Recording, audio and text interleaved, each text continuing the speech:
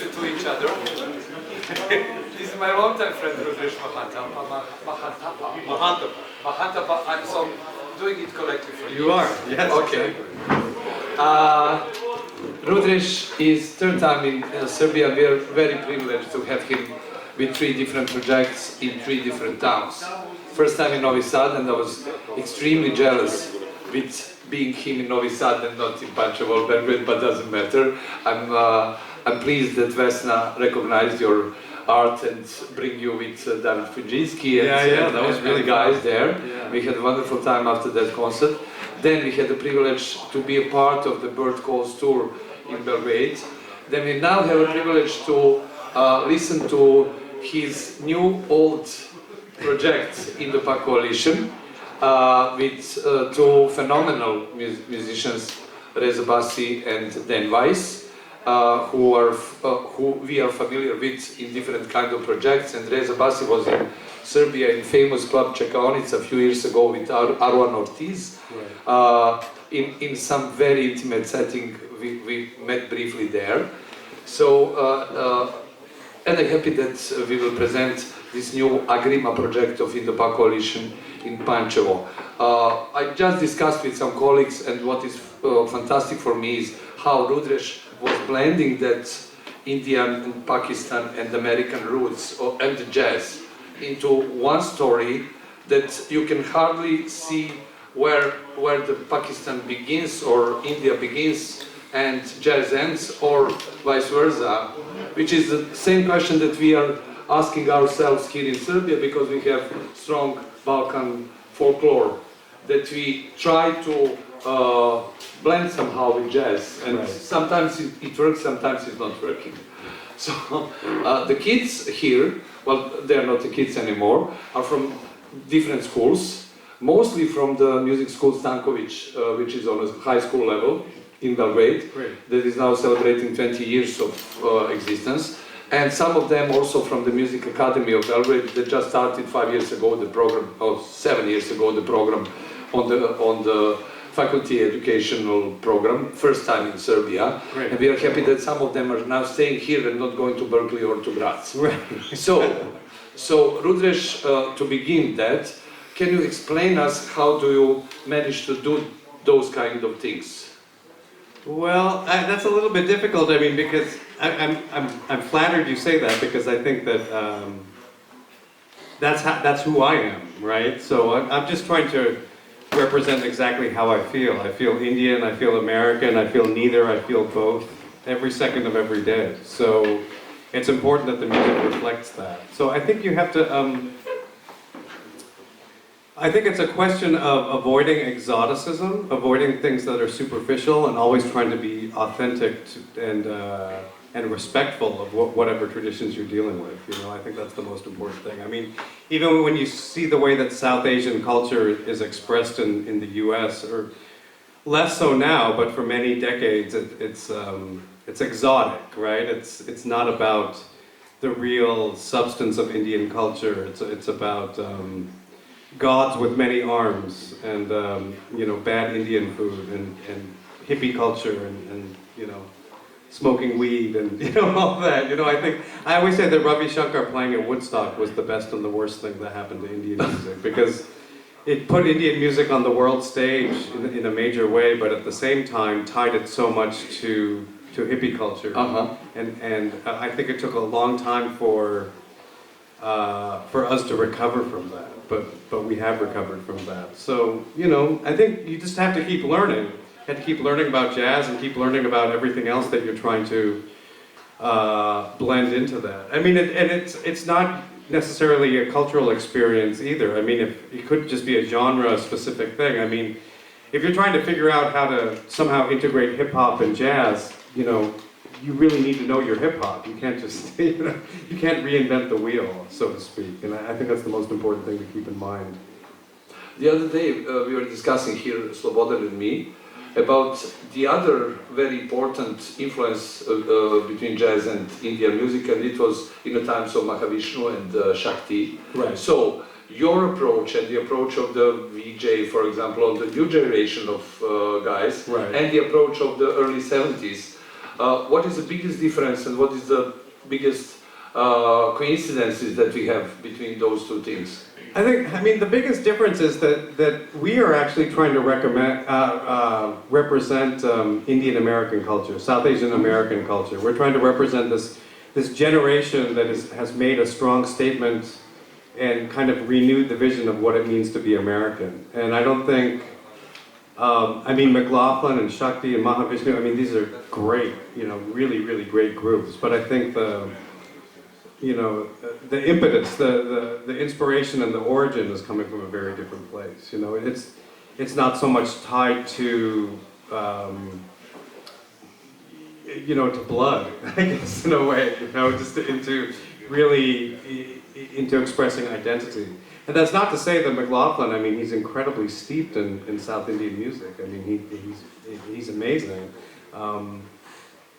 But I don't think was dealing with the same sort of identity crisis that people like me and Vijay were dealing with, as far as trying to figure out how we fit into the American cultural landscape and how Indian we feel and how much we feel part of our parents' culture and part of the culture that we're growing up in. So it's really coming from a different place. But I think as far as, from an inspirational point of view, I mean, all the guys in Shakti and McLaughlin, I mean, they're incredible virtuosos, and they're just so good at what they do, and I think that's a continual inspiration. To strive for that level of musicianship, I think, is really important. And as a musician, as you're dealing with several different things, more or less in the same time, what is in your head? How you're thinking about? Is it the same approach, or is it kind of different approaches that you need to have going into different kind of music? I don't think so. I mean, I think it's. It's like learning language, right? Like we absorb all of this, and then we let it come out naturally, So I don't think, I'm not making any conscious decisions about, I'm in this situation, so I have to play like this. I'm always trying to just be myself and react appropriately to, the environment. But I'm not consciously making any decisions. I mean, I think, we all just try to absorb as much as we can, and then we let it come out. I mean, I think it's like, if you learn 10 new words, I think it's important to try to use those 10 new words as much as possible, and then you kind of forget about it. And 6 months from now, those words start coming out by themselves, right? I mean, I think jazz is like that. Jazz is a language. Music is a language in that same way. If you put aside of jazz festivals, where there is definitely a jazz audience, do you think that in your solo concerts, you have some of the audience that never had any experiences with jazz, and that you possibly bring them to the jazz world with such kind of things as Indo-Pak? Yeah, definitely, for sure. I mean, I think that, especially when you have a group like this that you can't really put into a particular box or a particular genre, I mean, I think there is an audience of music lovers that are just looking for interesting and different things that may not have a single jazz album. Like, I mean, I know for sure that with some people, my albums are the only jazz albums they have, because it's not, it's just resonating in a different way for them. It's in a larger continuum of just being music. It's not about being part of the tradition of jazz. That's not important to them. That might be important to other people, but it's not important to many people. I mean, Bert Coles is a good example, as in a way, when you planned and when you did Bert Coles, it is not something like a strict following the rules of Charlie Parker and not the notes, right. But sometimes just the chord changes, or sometimes part of a melody, single part of a melody. Yeah, right, for sure. Yeah, and I mean, I didn't, honestly, I do all these things because I want to do them. I'm not really thinking so much about what their appeal will be, or what the response will be. I mean, the funny thing about Bert Calls for me that always makes me laugh is that the writing and playing my writing and my playing is really a lot like all my other albums. But just because there's this orientation to Charlie Parker, there were a lot of people that gave it a chance that may have otherwise dismissed, my music, which I think is hilarious, actually. So. But so maybe you can try some album on Frank Sinatra. Right, exactly. Yeah, we'll see what happens. Okay, guys, I would like to hear you. So now it's your time. please ask whatever you want to Mr. Mahanthappa. That's right. Otherwise, I'm going to go eat dinner. Because I'm starving. I wanted to ask you about composition and how you compose. Do you think about it like, do you first write the melody, change it or rhythm, and do you like practice it every day, like you practice your instrument? How do you think about it? Oh, that's really interesting. Okay, so first of all, I always know who I'm writing for. I always have the band in mind first, and not the instrumentation, but the actual musicians. Like, at least who is initially going to play the music and who the album is going to be with. Obviously, when you start touring and stuff, people's schedules get busy and you have to have subs and all that. But initially, I know who I'm writing for, and that I think is 50% of the process, you know, because I mean, it's like when Duke Ellington was writing for his big band. He wasn't writing just for 5 saxophones and 4 trombones. And I mean, he knew exactly who he was writing for, and he was writing both to highlight their strengths and also to challenge them. So I'm definitely coming from that perspective, first of all. Secondly, there are a lot of things that I write because they're things that I want to work on. You know, it's like a way of you know, I really want to get better at working with different variations of a 17-beat cycle or something. So I'll write, you know, a tune with that. Or I really want to be better about playing in G flat, so I'll write a tune in G flat. So that's part of it too, is trying to challenge myself.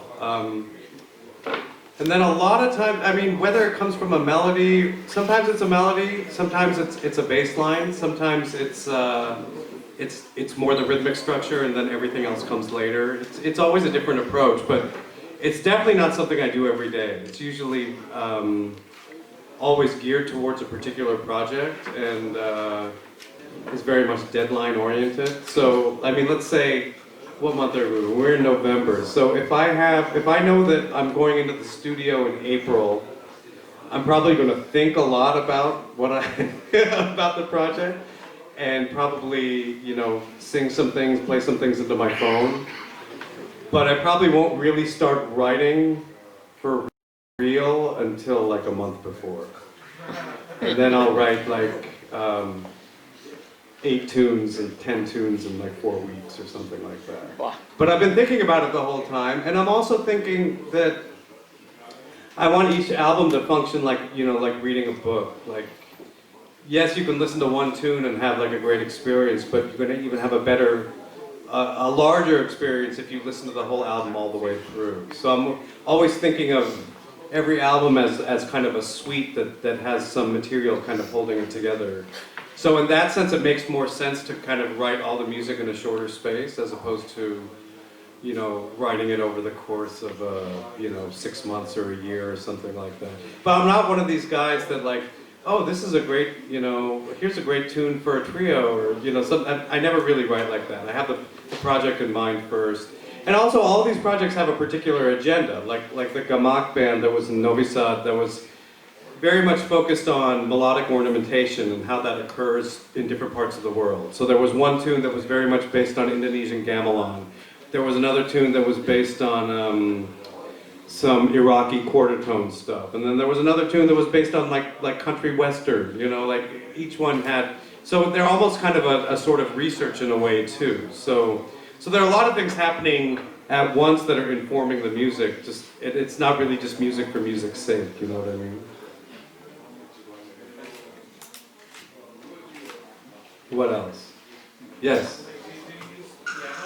No, I don't actually. Very rarely. I really write from the horn. So that's why nothing ever goes below concert D flat. No, I'm just. But I think, especially in a situation like this, with this group that you'll hear tonight, you know, I have just as much of a role as kind of comping or playing like ostinatos and, you know, playing something like behind Rez's solos when the guitar is soloing. Like, I'm playing all the time. So in that sense, writing from the perspective of the saxophone is very important, because I'm trying to figure out what I'm going to play when I'm not playing a melody or playing the solo. So I need to have an understanding of how that's going to work range-wise. Like, You know, I don't want something that's going to be in the middle of the horn that gets in his way, like I want something at the bottom. So sometimes that's informing the composition as well. What are some stuff like the saxophone players can do to calm other instruments? Because our instrument is very loud and has a lot of overtones and really easily gets in the way of everything else when it's played. Yeah, it doesn't have to. I think if you have that perspective, you're not being very optimistic. So I think it might help to change your perspective, but I think I mean, what are some things you do? Like, I'm always thinking about rhythm. I'm always thinking about, if I just have two notes, what are some ways I can just kind of play like paradiddles, or play something that you would hear a drummer play, but you're just working with 2 or 3 notes, you know? So it's not so much about playing a bass. That's the other thing too, is you can't think about it as being a bass line, because it will never be a bass line, because it's never low enough, right?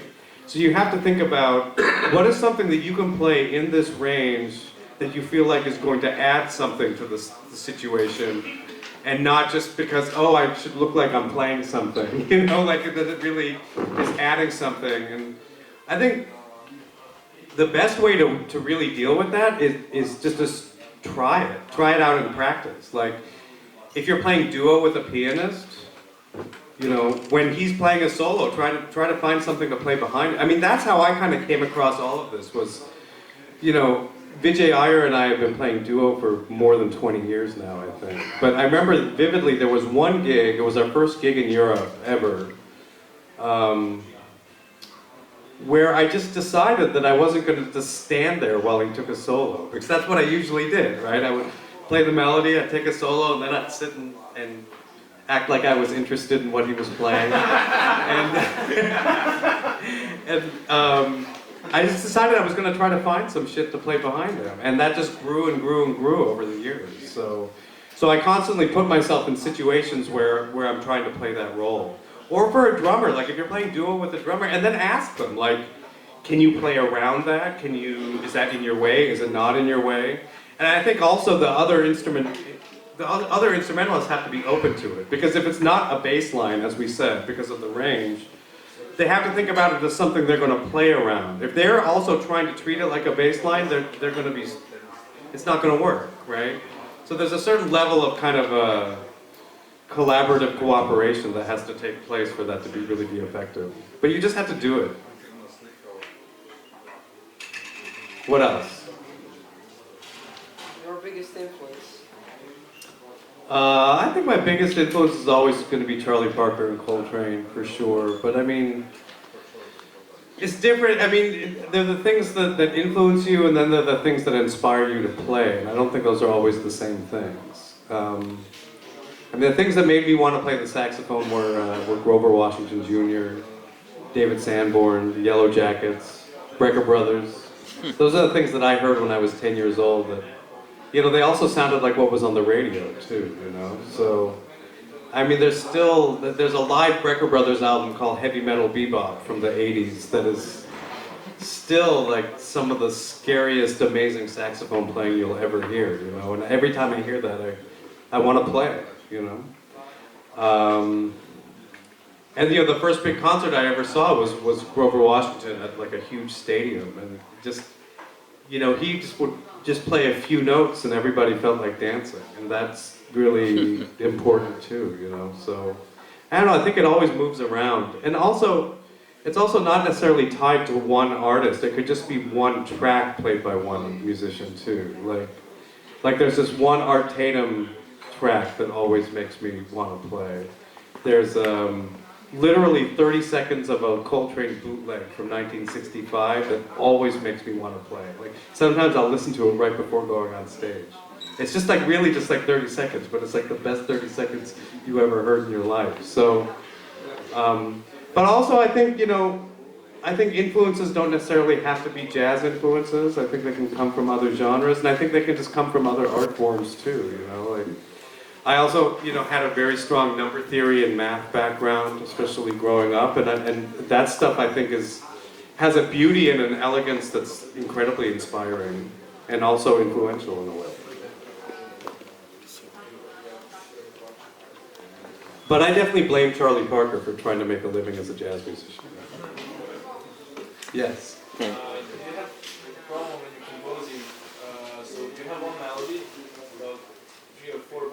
Yeah. and you don't know where to go next. Yeah. What do you do? What do you do in that situation? How can I go next? I do something else. Like go watch TV.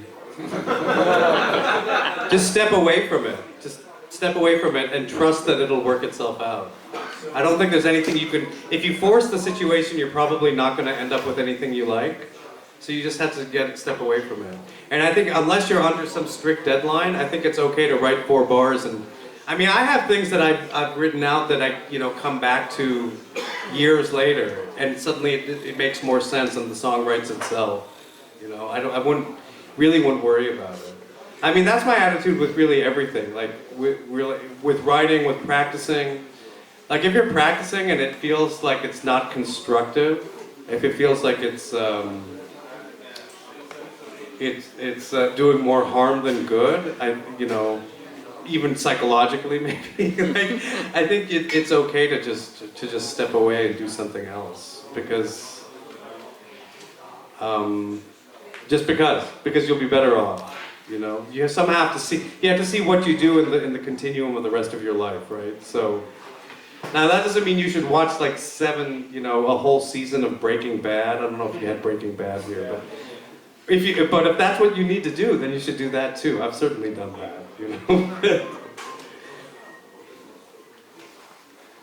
How much classic? Oh, wait a minute. One other thing. The other thing I would say is if you have like 4 bars like that, like play those. I don't know what instrument you play. Play those 4 bars like 10 times right before you go to bed. And then in the morning, you'll have 4 more bars. I promise you. Seriously. I think doing stuff right before you go to bed is really, really good. Anything you want to learn, do it before you go to bed. Like, I mean, whatever it is. If it's scales or, giant steps, whatever. I mean, I think you'd be better off like playing giant steps for like 10 minutes before going to bed for a month than if you spent like 3 hours a day playing it. I promise you. But don't tell your teacher that, they won't like that. Yeah, sorry, go ahead. How much classic harmony you actually need in your composing or playing? You mean like traditional Western harmony? Like, yes. Is it useful? I mean, a ton. I mean, I've studied everything from madrigals and motets all the way through 20th century music. Like, I'm a big theory guy. I've studied tons and tons of different approaches, whether it's Bartok or Schoenberg or it's Dufay or Rachmaninoff. I mean, yeah, I've analyzed tons and tons of scores and tons of music and, yeah. So there is no escape for me. Thank you. Well, I mean, there's always an escape. It just depends on what you want to do with your life. No, I'm just kidding. No, but seriously, I mean, I think it depends, for me, but I enjoyed that. I mean, if you don't enjoy that, but if you have, I also have friends that have just amazing ears and didn't study any of that, and they're incredibly awesome musicians too. I mean, you have to do whatever, I mean, hopefully we all have the integrity to know what it is that we need to do and do it, right? I mean, and if you feel like you don't need that, then don't do it. But if it's something that comes around and later and bites you in the butt, then maybe you have to address it then. And also everyone needs to learn. I think there's a time and place for learning everything as well. I mean, I think there's certain times where something is not clicking or it doesn't feel right or it doesn't feel like it's adding something, but maybe 4 years later it does, And I think that's okay too. Life is long, just don't smoke. That's my problem too. Okay. It's because you could smoke indoors, that's the problem. If you could smoke outdoors, a lot of people would quit smoking. Thank you. Or you could invest in heavy jackets and you'd make $1 million. What else? Yes? You mentioned Grover Washington, because I had heard you on the sax. Yeah. What was that earlier, when you were growing up? What sort of... But that was when I was growing up. I was 10 years old. Oh, really? Yeah. Yeah. So you're talking about when I was 5 years old? It was definitely Mary Had a Little Lamb. Old MacDonald. The hits. You mentioned Duke. When did you find Duke? Say again? When did you find Duke Ellington? Oh, not till, I probably first heard Duke Ellington, I think I heard like Black, Brown, and Beige like in high school or yeah, I think in high school. Like actually understanding his importance as a composer, I mean, it was definitely later. But the Coltrane Duke Ellington album, that's something that I definitely devoured my first year in college when I was like 17 or 18. But even with Grover Washington, I mean, that was, my best friend's father was an amateur saxophonist, and so he got me that album for my birthday. And then I just started kind of amassing albums. And I also had a really good teacher growing up. But before I played saxophone, like I don't know how it is here, but everyone has to play recorder in elementary school. And I just, and I really liked it. So I came home and told my mom I wanted lessons. So she went and found a Baroque recorder teacher for me. So I did that for a couple of years. And then, you know, that transfer to saxophone was easy because all the fingerings are the same and I was already reading music.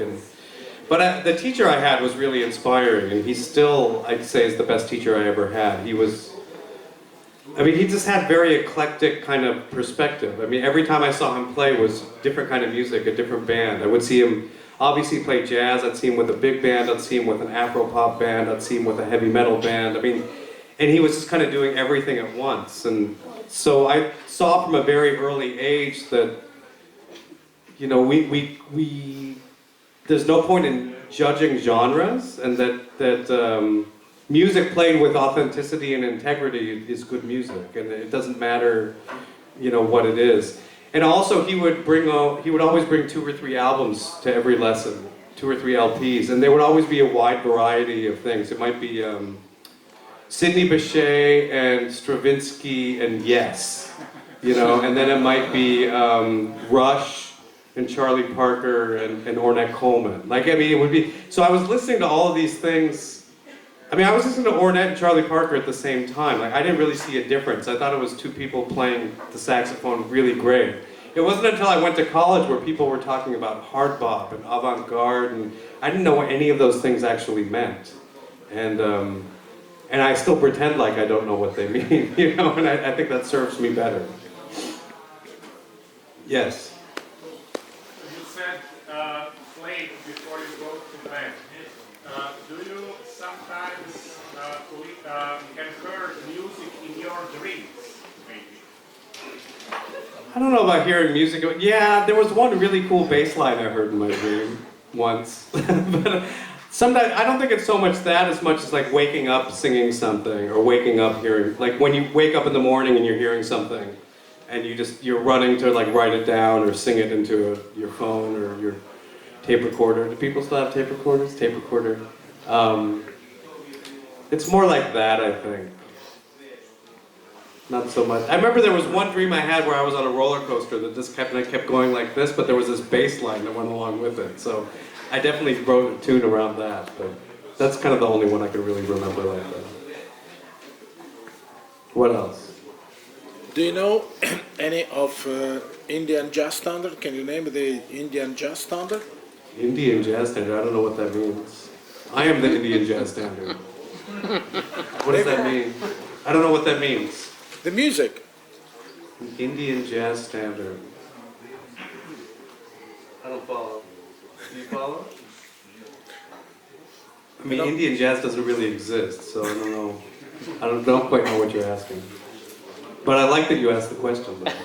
I'm going to write a tune called Indian Jazz Standard. Yeah, right. I like it already. Come on, students.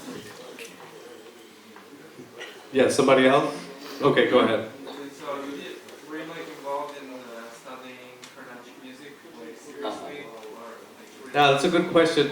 No. I think the short answer is no. I think it's more that I kind of took it on just like I did with jazz. I just tried to play along with records. I tried to learn as much stuff by ear as possible. Coltrane solo than you do from a book of 50 Coltrane solos, right? If you learn it by ear yourself. So, but yeah, it's interesting. I don't know if, you know, I also grew up in an environment where there weren't a lot of Indians around, like in Colorado, whereas I live in New Jersey now, very close to New York City, and like, I mean, my son could easily go study tabla. Like, there's a place like 5 miles away where I could, and we didn't have those opportunities when I was a kid. So I don't know if it would be different if I had grown up in a place where the Indian population was larger. It could have been, really, you know. Any other question? Possibly? What's your favorite Indian city? Indian City. CD.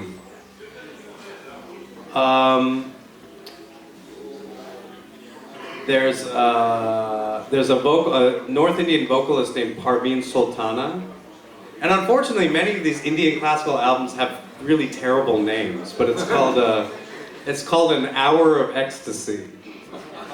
But it's a ridiculously amazing album. It's so happy. There are 2 or 3. There's also this Kadri Gopalnath album, again with a horrible name. It's called Saxophone Indian Style.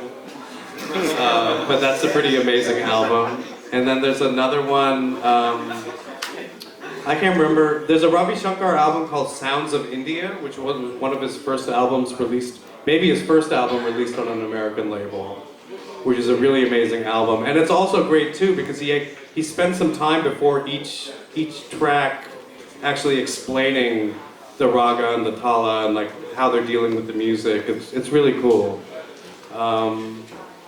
And then anything by Bismillah Khan, who plays Shanai, which is a North Indian double reed instrument. Anything with him is going to blow your mind, for sure. But none of them are playing Indian jazz standards. What's your opinion of the recording of super sax about the music of Charlie Parker?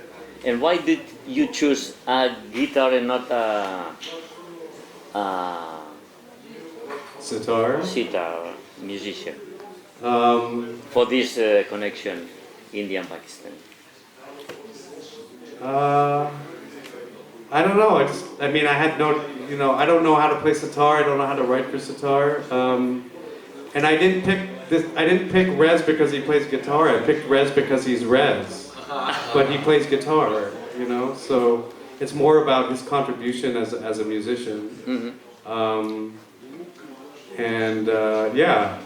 I mean, it's more about the musical personalities as well. It's as much about that as it is about the instrumentation. And the super sax recording of Charlie Parker.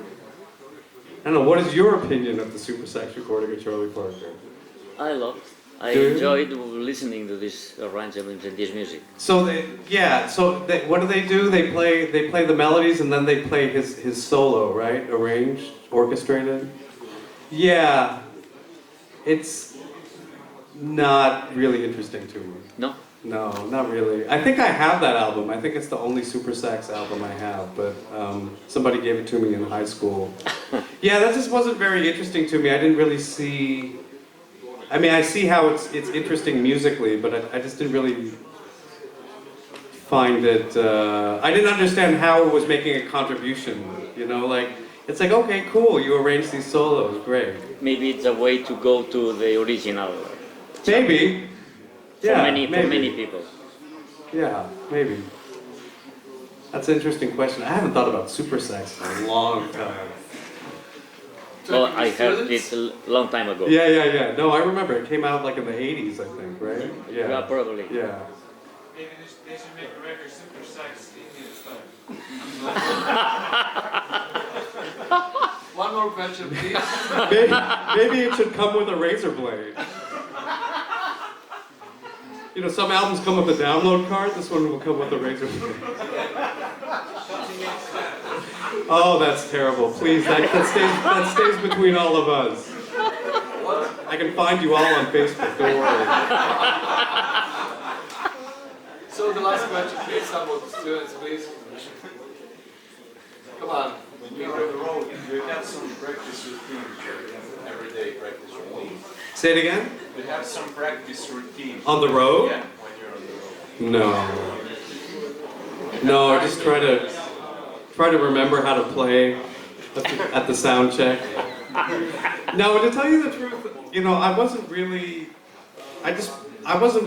very good practicer. Like, that's one thing that I guess now in my late 40s I'm kind of trying to come to terms with. But I always saw people like practicing hours and hours a day, even in college and stuff, and I just could never do that. I just, I would practice 2 hours, and that was cool. But I felt like I was always practicing in my head. Like I was always like visualizing, playing, and then working on the theory stuff. A lot of the theory stuff I worked on in my head, like trying to work on whether it was, Bach chorales or Schoenberg tone rows or Bartok or whatever. I was always trying to think about it and think about how it fits on the horn and how I can play it, how does it work as an improviser. Or even like if there's a standard I'm working on, let's say I want to learn whatever. I want to learn There'll Never Be Another You or something. My approach to learning a tune would not be to get the lead sheet and get in the practice room and learn it. I would try to find 5 recordings of it and listen to them all the time and just think about it. Think about the form, try to hear the harmony. And then by the time you actually come to say, okay, now I'm going to play it, you've already worked on 90% of it. Now it's just like, how does it fit on the instrument?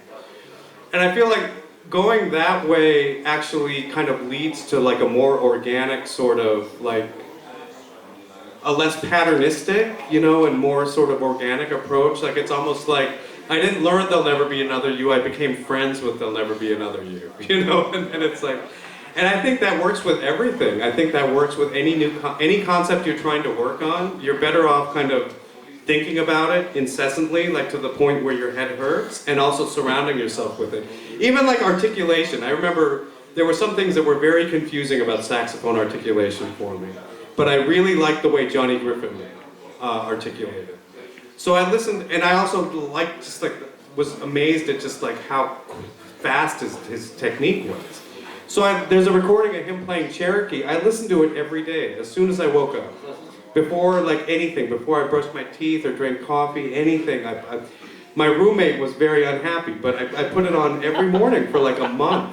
And I felt like just because of that, it just made sense. Like I could, how my tongue worked and how my fingers worked. I mean, that's not to say that I just picked up the horn and I was flying, but it has to come into your ear. It can't just come out of your physicality, out of your muscles. Like it has to be coming from multiple places at once, So I think as far as practicing, I have certain things. Also, that's the other thing, is we all have to be very honest with ourselves as to what we're not good at.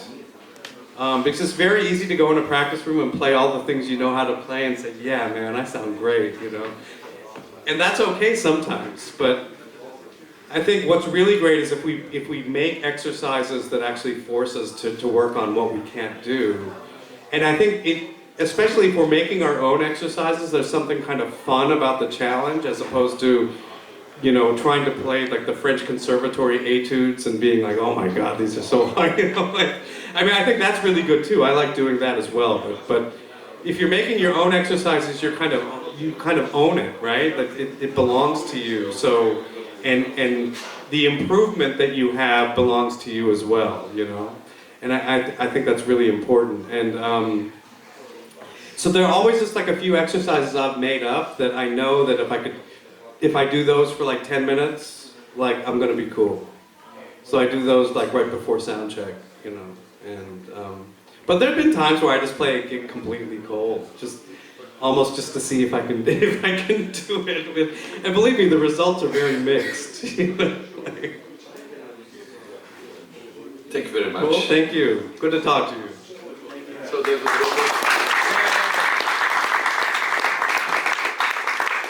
Tonight at 21:45.